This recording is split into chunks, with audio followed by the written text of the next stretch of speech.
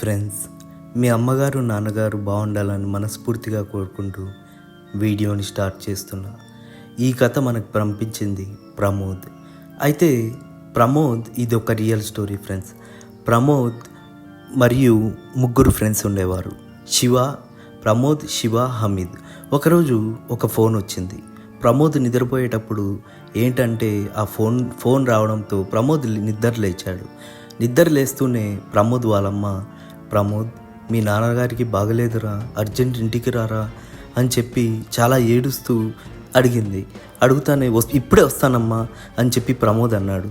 సరే అని ప్రమోద్ అంటుంటే అప్పటికే నైట్ 7 అయింది. ఎలాగైనా ఊరికి బయలుదేరాలని అనుకున్నాడు, తొందరగా వెళ్ళాలని అనుకున్నాడు. వెంటనే అప్పుడే వర్షం పడుతూ ఉంటే వాళ్ళ ఫ్రెండ్స్కి జరిగింది చెప్పాడు.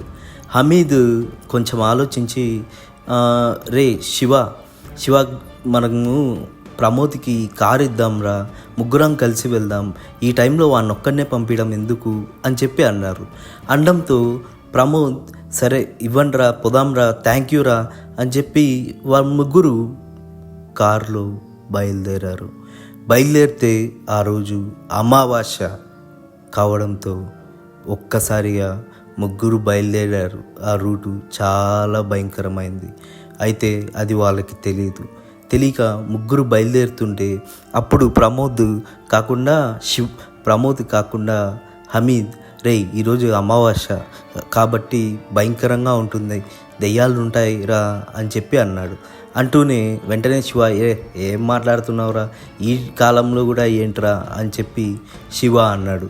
అప్పుడు ప్రమోద్, లేదు ప్రమోద్, హమీద్ చెప్పింది నిజమే, ఉంటాయిరా, మనము అనవసరంగా వర్షంలో బయలుదేరాల్సి వచ్చింది, బస్సులో వెళ్ళింటే బాగుండ్రా అని చెప్పి ప్రమోద్ అన్నాడు. అంటూనే వెంటనే కాసేపటికే కార్ ఇంజన్ ట్రబుల్ ఇచ్చింది.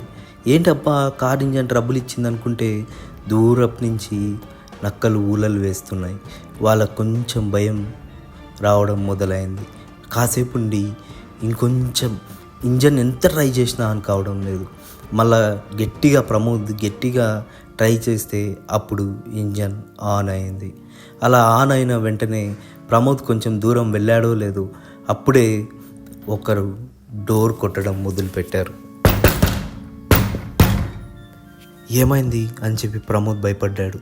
ఎదురుగా చూస్తే ఒక అమ్మాయి వచ్చి, ఏవండి కొంచెం ఆడ దూరం దాకా లిఫ్ట్ ఇస్తారా అంటే శివ వచ్చి మెల్లగా హమీద్ చేయిని ఇలా అన్నాడు.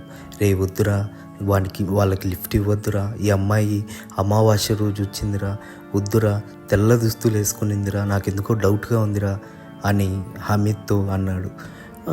హమీద్ అది ఏం ఆలోచించకుండా, రండి పర్వాలేదు రండి కూర్చోండి అని చెప్పి లిఫ్ట్ ఇచ్చాడు. లిఫ్ట్ ఇస్తే అది మనిషి కాదు, దెయ్యం.